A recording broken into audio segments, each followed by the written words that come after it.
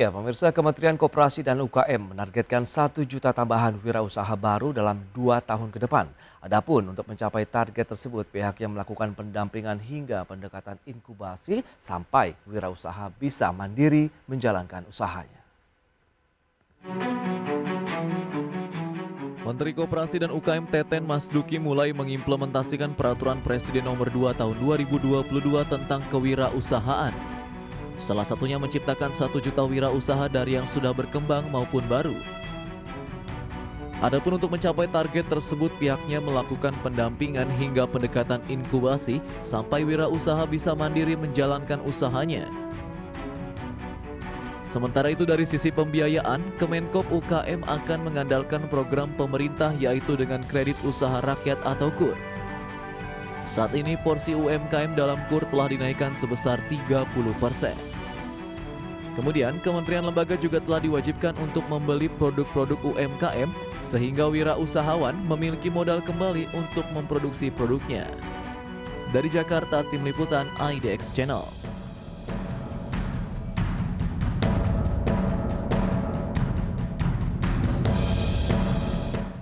Baik pemirsa, untuk membahas tema menarik selanjutnya mengenai Kementerian Koperasi UKM yang mengejar 1 juta wirausaha baru, kita sudah tersambung melalui Zoom bersama dengan Bapak M. Riza Damanik. Beliau adalah staf khusus Menteri Bidang Pemberdayaan Ekonomi Kerakyatan Kemenkop UKM Republik Indonesia. Ya, selamat pagi Pak Riza. Selamat pagi, Mas. Salam sehat Pak. Alhamdulillah sehat, semoga sehat semua ya. Baik, terima kasih atas waktu yang disempatkan. Ini menarik kalau kita bicara UKM yang selalu menjadi backbone dari pertumbuhan ekonomi Indonesia. Bisa Anda sampaikan terlebih dahulu update-nya dari kondisi UKM di Indonesia saat ini, Pak Riza? Silakan. Alhamdulillah kalau lihat perkembangan terakhir khususnya 2021-2022 ini ya, kondisi UMKM kita terus membaik. Setidaknya kalau kita perhatikan dari 3 indikator, yang pertama tentunya dari data terakhir yang dikeluarkan oleh survei EDB ya, itu menunjukkan bahwa UMKM kita yang memiliki cash atau simpanan untuk kelanjutan bisnisnya ini mengalami kenaikan. Oke. Juga laporan BRI menunjukkan kapasitas menabung dari pelaku UMKM kita juga tumbuh. Dan yang terakhir itu Bank Indonesia ya, yang juga menunjukkan bahwa kinerja penjualan eceran pada Maret 2022 ini diperkirakan meningkat begitu. Baik, retail sales meningkat berarti menunjukkan memang ada aktivitas ekonomi begitu yang retail. Dalam Betul, artian betul. produk-produk UMKM kita sudah mulai banyak diserap begitu. Dan Ya, strategi, ini 1 juta wirausahaan baru di Indonesia. Ini seperti apa? ya kita tentu berangkat dari situasi yang minimalis ya, bahwa kita ketahui rasio kewirausahaan kita ini sangat rendah. Oke. Angka terakhir itu hanya sekitar 3,47% gitu ya. Dan tentu ini rendah dibanding kalau kita lihat Singapura, Malaysia, bahkan Thailand gitu ya, kita di bawahnya. Nah, maka tentu kita punya tekad untuk tumbuh, untuk naik. Target kita di tahun 2024 3,95 gitu ya. Dengan harapan ini bisa mengakselerasi ekonomi kita yang tumbuh lebih berkualitas. Nah, kita sadari bahwa sebagian besar dari pelaku UMKM kita itu adalah usaha mikro atau bahkan ultra mikro. Tentu usaha ini ya perlu terus kita tingkatkan ya, dengan harapan punya daya tahan yang lebih kuat, punya akses pembiayaan yang lebih mudah dan seterusnya gitu. Nah, tentu dalam situasi yang semacam itulah kita berharap semangat meningkatkan rasio kewirausahaan kita ini juga dalam kerangka untuk menaik kelaskan pelaku UMKM kita dari mikro atau ultra mikro ke kecil dan menengah gitu. Dari ekonomi yang subsisten ke usaha yang lebih mapan.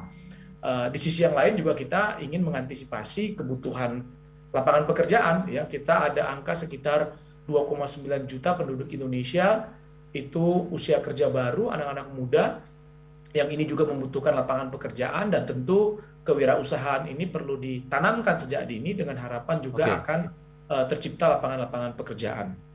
Baik, tapi sejauh ini sudah berapa banyak Pak wirausaha yang sudah diciptakan ataupun dibina oleh Kemenkop UKM? Ya, angkanya itu kan sekarang tadi saya katakan berangkat sekitar 3,4 sekian ya. Oke.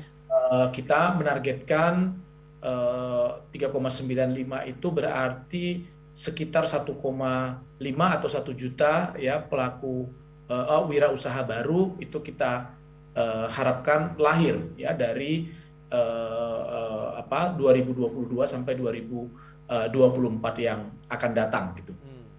Kalau jenis dari usaha yang diprioritaskan apa ya, Pak Riza? Karena kan kebanyakan kalau kita lihat wirausahawan khususnya UKM begitu lebih banyak ke yang fashion, lifestyle begitu. Bagaimana dengan yang mengangkat kearifan lokal, Pak Riza? Iya, kami secara khusus sebenarnya sudah menetapkan sejumlah prioritas ya. Oke. Kalau lihat dari studi terakhir itu kan menunjukkan bahwa motor penggerak ekonomi ke depan itu adalah satu perempuan ya. Yang kedua itu anak-anak muda. Yang ketiga itu terkait langsung dengan produk-produk yang ramah lingkungan gitu ya. Dan yang keempat adalah kegiatan usaha yang inklusif gitu. Nah, tentu dalam konteks inilah saya kira ya ini menjadi motor penggerak ekonomi kita ke depan yang di dalamnya toolsnya itu diantaranya adalah digitalisasi ya. Digitalisasi ini tentu menjadi sangat penting, itulah sebabnya mengapa salah satu prioritas kita dalam kerangka untuk menumbuh kembangkan kewirausahaan itu adalah dengan digitalisasi tadi gitu. Baik. Dan kalau kita lihat dibandingkan tadi Anda katakan dengan negara peers lah begitu, kita memang masih cukup rendah. Dan ini apakah bisa dikatakan pemerataannya sudah cukup optimal untuk UKM-UKM baru di daerah? Ya, ini tantangannya gitu ya Mas ya. Kalau kita baca laporan dari Global Entrepreneurship Index di tahun 2019 yang lalu, Indonesia itu kan menempati ranking 75 dari 137 negara. Sangat rendah ya. Kenapa dia bisa rendah? Karena ternyata di antaranya adalah itu terkait langsung dengan kesiapan atau keterhubungan daripada inovasi dan kesiapan UMKM masuk ke dalam rantai nilai global gitu ya. Oke. Nah, tentu kita menyadari betul bahwa berpuluh-puluh tahun ya aspek kewirausahaan ini tidak menjadi perhatian ya. Alhamdulillah sejak 3 Januari 2022 yang lalu ya kita punya kebijakan khusus tentang kewirausahaan ini. Ada Perpres yang juga dilengkapi dengan rencana aksi nasional yang tadi menetapkan target 3,95% ya di tahun 2024 penaikan kita atau sekitar 1 juta wirausaha baru. Nah, target inilah yang kita pegang dan sekaligus juga sudah ada peraturan presidennya, sudah ada rencana aksinya dan kami juga sudah melakukan sejumlah pertemuan-pertemuan rapat koordinasi juga dalam kerangka untuk menetapkan bagaimana target 1 juta ini bisa terrealisasi. Misalnya pemerintah daerah ya kita harapkan itu bisa berkontribusi 600.000 ya. Kementerian lembaga BUMN kita itu kita harapkan juga bisa berkontribusi 400.000 lainnya misalnya begitu ya. Dengan spesifikasi tertentu gitu.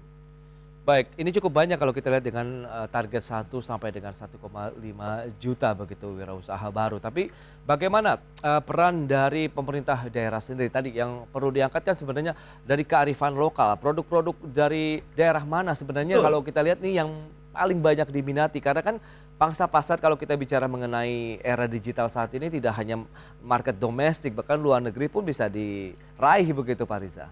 Betul, betul. Ya, jadi tentu kita berdiri pada keunggulan lokal ya. Oke. Kita, tentu misalnya kami ambil contoh ya kita punya keunggulan di sektor pangan misalnya ya pertanian, perikanan, peternakan, perkebunan gitu ya. Ini menjadi bagian dari keunggulan bangsa kita ya tanah kita subur, laut kita subur dan kalau kita lihat dari situasi awal pandemi hingga hari ini secara konsisten ekonomi kita tumbuh itu ditopang juga dengan sektor pangannya gitu ya. Jadi walau dalam situasi krisis berat sekalipun sektor pangan kita tetap bisa bertahan gitu. Nah, tentu ini menjadi keunggulan kita dan perlu dikembangkan, perlu diperkuat ekosistemnya sehingga nanti dari sektor real ini bisa menciptakan lapangan pekerjaan yang semakin luas, tapi di saat yang sama punya nilai tambah gitu ya kepada pelaku-pelaku usahanya gitu. Baik, itu dia kalau kita bicara mengenai nilai tambah berarti ada proses pendampingan juga, kemudian pelatihan juga dan bagaimana nih sejauh ini apakah sudah ada modul yang sama begitu antar daerah begitu atau memiliki keunikan tersendiri dari masing-masing daerah?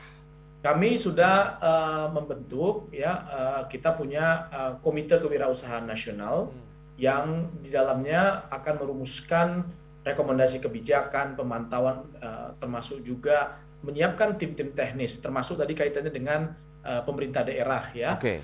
Nah, dalam pelaksanaannya tentu ada beberapa kemudahan-kemudahan dan juga insentif yang disiapkan, baik itu terkait dengan perizinan, pembiayaan, tadi sudah disinggung ya oleh IDX dalam pengantar tadi, lalu juga kemitraan gitu, termasuk dalam kaitan dengan insentif kemudahan pajak dan subsidi bunga pinjaman.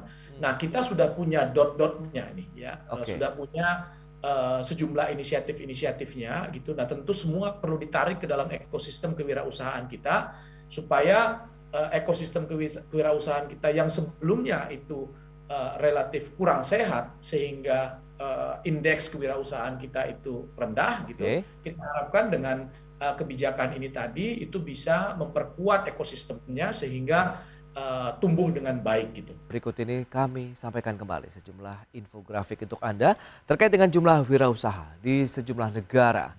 Ya, posisi Indonesia tercatat sekitar 3,18%, sementara teman-temannya Thailand 4,26%, kemudian Malaysia 4,74%, Singapura 8,76%. Ya, itu dia posisi buncit. Kita akan lanjutkan kembali perbincangan bersama dengan Bapak Riza Damanik, staf khusus Menteri Bidang Pemberdayaan Ekonomi Kerakyatan Kemenkop UKM Republik Indonesia. Ya, Pak Riza, berdasarkan info yang tadi sudah disampaikan dan Anda juga sudah menyebutkan dengan negara-negara peers kita masih dalam posisi yang rendah. Padahal dari jumlah SDM penduduk begitu kita yang terbesar di antara negara-negara tetangga begitu. Sebenarnya tantangan yang terbesar apa sih, Pak? Paling tidak, Mas, yang pertama tentu ada aspek individu ya. Bahwa memang ada jiwa kewirausahaan yang atau motivasi untuk berwirausaha itu relatif rendah. Ya. Ini menjadi isu yang paling basic saya kira di dalam pengembangan kewirausahaan kita.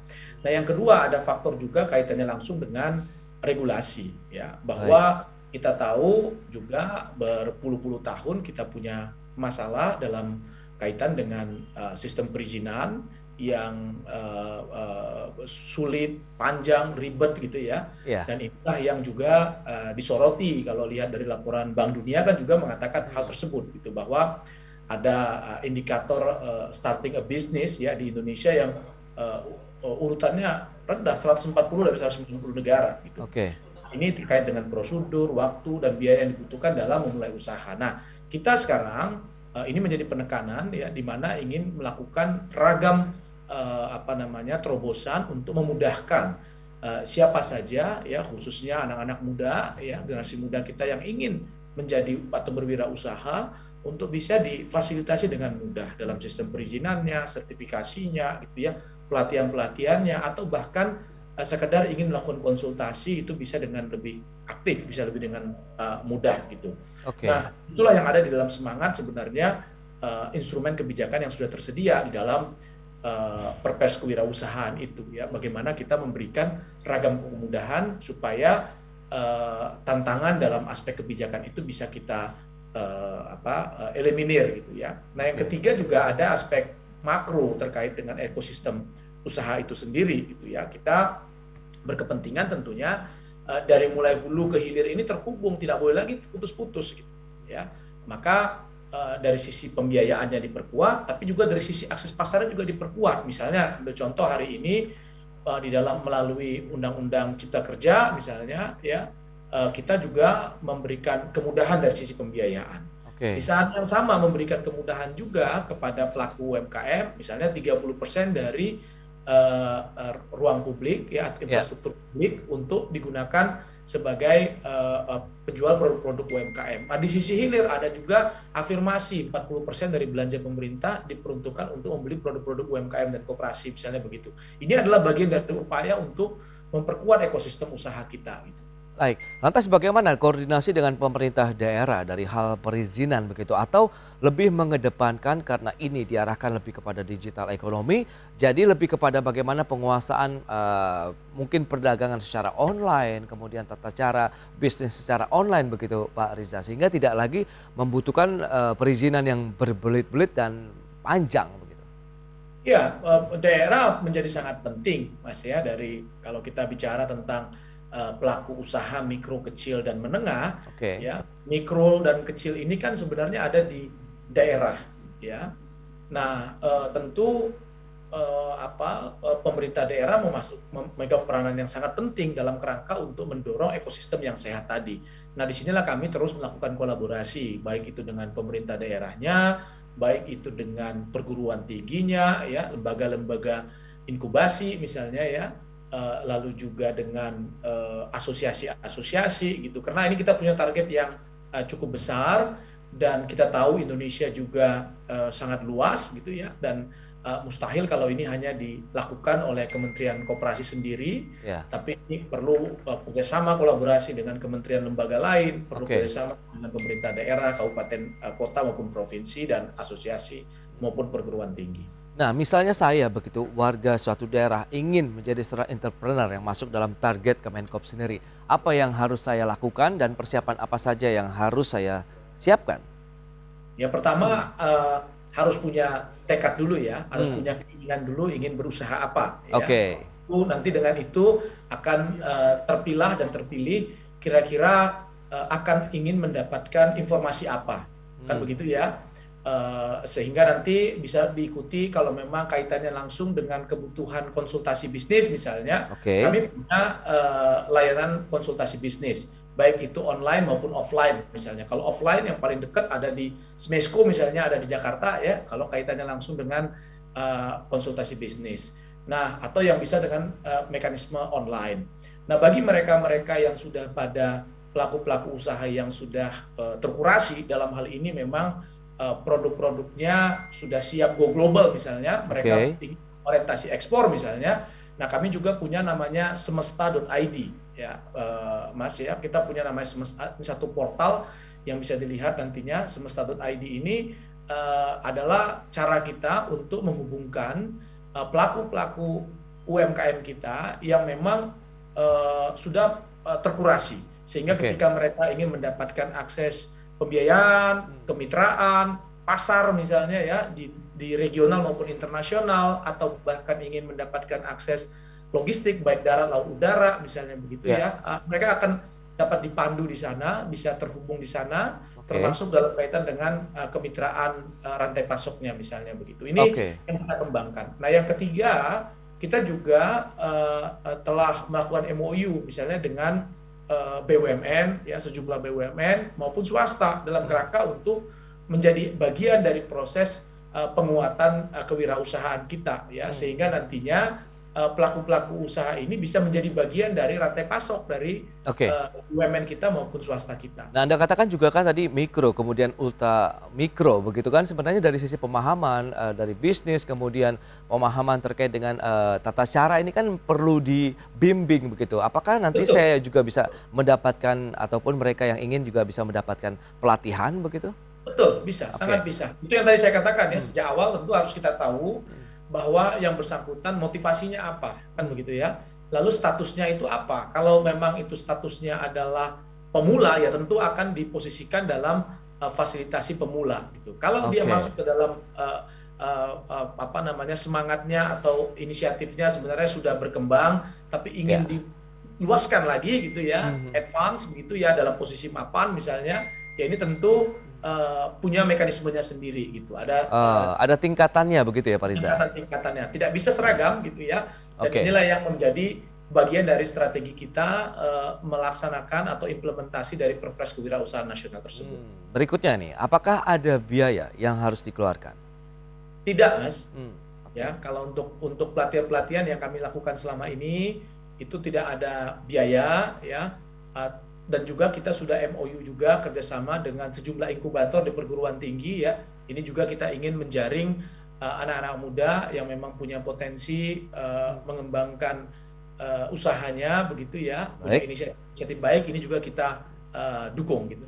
Oke, mungkin bisa sedikit cerita, Pak Riza, terkait dengan beberapa kisah sukses yang sudah mengikuti pola tadi dari tahap awal, kemudian mengikuti tahapan-tahapan pelatihan, kemudian bimbingan juga sehingga akhirnya produknya diterima baik di pasar domestik maupun internasional. Ya, ada satu inisiatif misalnya saya ambil contoh ya, produk-produk pertanian lah misalnya Oke. ya. Produk-produk pertanian yang tadinya ini dilakukan oleh petani-petani perorangan Hmm. ya. Kecil-kecil Oke. di lahan yang sempit-sempit. Nah, lalu kita mengambil inisiatif untuk melakukan agregasi. Hmm. Ya, dalam hal ini kita dorong kelembagaan koperasinya itu menjadi bagian dari proses inkubasinya, gitu ya. Nah, koperasinya inilah yang mengagregasi kegiatan dari petani-petani perorangan tadi itu. Nah, dengan adanya koperasi, dengan adanya pembinaan dari koperasi yang bermitra dengan perguruan tinggi, ya, atau lembaga-lembaga kredibel gitu ya. Ya. Nah, dengan harapan nanti si petani-petani tadi menghasilkan produk-produk yang berkualitas. Nah, dalam situasi yang semacam itu, akses dari petani terhadap pembiayaan itu juga menjadi lebih mudah karena produk petaninya udah pasti akan dibeli oleh si koperasinya. Pun Oke. koperasinya akan punya komoditi atau hasil produksi yang punya skala ekonomi yang besar sehingga mereka memadai untuk bisa mengakses pasar yang lebih luas, pasar modern, ya retail atau bahkan ekspor, ya karena sudah terkurasi di sana. Nah, dalam ekosistem inilah yang kita ingin kembangkan misalnya ya. Nah, tentu tidak bisa dibiarkan sendiri semacam itu ya, ini perlu ada pembinaan-pembinaan yang terpadu baik itu dari perguruan tingginya, pemerintah daerahnya ya, kami sendiri di Kementerian Koperasi atau bahkan dalam beberapa kesempatan misalnya kita membangun kemitraan misalnya antara pelaku UMKM koperasi dengan BUMN misalnya atau dengan Oke. swastanya misalnya begitu. Baik, itu dia. Berarti memang ini sudah terbukti dari pola, kemudian tata laksana yang sudah disampaikan dari Kami sisi. optimis, Mas. Oke. Sangat optimis sekali ya. Baik, tapi kalau kita lihat dengan strategi di tahun 2024 begitu, dengan keterlibatan dari pemerintah pusat, BUMN, kemudian kementerian daerah sendiri, Anda melihat seberapa jauh nanti harapan ini bisa meningkatkan lagi tadi, supaya tidak ada lagi jumlah pengangguran yang tinggi, tidak ada lagi urbanisasi, Pak, dari masyarakat desa ke kota-kota besar untuk mencari pekerjaan. Ya, kami optimis ya, ini bisa kita raih atau kita target ini bisa kita penuhi. Ya. Ya, terlebih komitmen baru saja beberapa pekan lalu Pak Menteri Koperasi memimpin rapat koordinasi dari pelaksanaan Perpres Kewirausahaan Nasional ini ya, dan Oke. komitmen sangat tinggi sekali dari berbagai pihak dan kami juga secara spesifik sudah membagi kontribusi daripada masing-masing ya, dan tentunya kalau lihat dari spirit dari pertemuan terakhir itu insya Allah kita bisa mencapai target 1 juta wirausaha baru itu. Nah, yang Baik. kedua itu dengan tercapainya target tersebut kita harapkan ekosistem usaha kita semakin baik, semakin pulih ya, dan itu akan memberikan trigger ya, merangsang terbukanya lapangan pekerjaan yang lebih luas ya, Yes. kepada masyarakat kita. Apalagi momentum pandemi yang sudah semakin melanda ini menjadi Benar suatu sekali. pijakan yang kuat kita untuk melaju lebih kencang lagi ya untuk UMKM Betul di sekali. Indonesia. Baik Pak Riza, sayang sekali waktu terbatas ini. Terima kasih banyak atas sharing yang Anda berikan. Sukses terus untuk UMKM Indonesia. Pak Riza, selamat melanjutkan aktivitas Anda kembali. Salam sehat, Pak. Salam sehat, salam sehat. Baik pemirsa, 1 jam sudah saya menemani Anda dalam Market Review. Saya Prasetyo Wibowo, beserta kerabat kerja yang bertugas undur diri. Terima kasih dan sampai jumpa.